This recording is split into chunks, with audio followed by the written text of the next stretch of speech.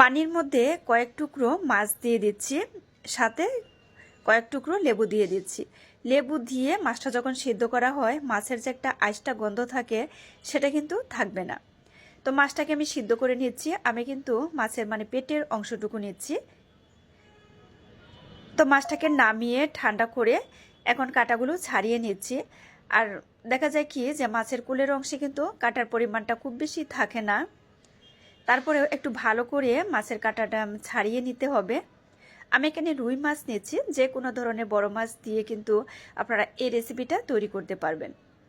তো মাছটাকে ভালো করে কিন্তু এভাবে একটু ম্যাশ করে নিতে হবে। আমি কয়েকটা আলু সিদ্ধ করে রেখেছিলাম, তো আলুটাকেও ম্যাশ করে দিয়ে দিচ্ছি। তবে আপনারা চাইলে একটা গ্রেটার দিয়ে গ্রেট করে তারপরেও কিন্তু আলুটা দিতে পারেন, এটা একেবারেই ইচ্ছা। সাথে পেঁয়াজ কুচি, ধনিয়া পাতা কুচি, কাঁচামরিচ কুচি, ভাজা জিরার গুঁড়া, হলুদের গুঁড়া, মরিচের গুঁড়া, চাট মশলা, লবণ।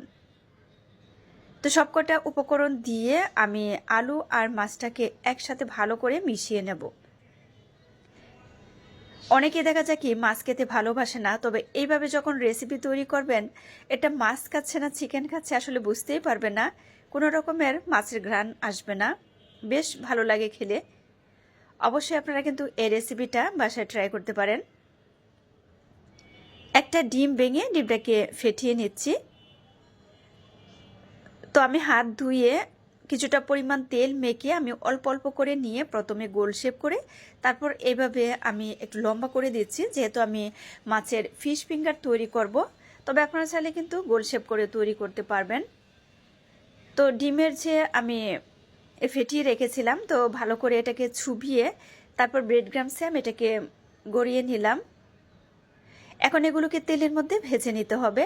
তবে তেলটা কিন্তু খুব ভালো করে গরম করে তারপরে কিন্তু আপনারা ফিশ ফিঙ্গারগুলো দিবেন, না হলে দেখা যায় কি এটা ছড়িয়ে যাবে, একসাথে জমাট বেঁধে থাকবে না, খুলে যাবে।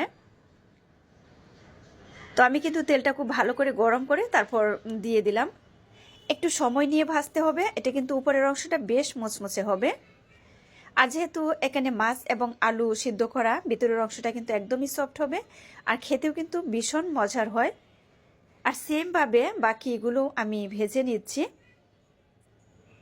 যাদের কাছে সহজ রেসিপি ভালো লাগে পেজ ফলো করে পাশে থেকে সাপোর্ট করবেন প্লিজ। ফাইনালি রেডি হয়ে গেল মাছের ফিশ ফিঙ্গার। দেখতেই পাচ্ছেন কতটা সুন্দর দেখা যাচ্ছে, দেখে কিন্তু কেউ বুঝতেই পারবে না যে এটা মাছ দিয়ে তৈরি করা। তো রেসিপি কেমন লাগলো অবশ্যই কমেন্ট করে জানাবেন, তবে বাসায় কিন্তু অবশ্যই ট্রাই করবেন, একদম সহজ একটা রেসিপি।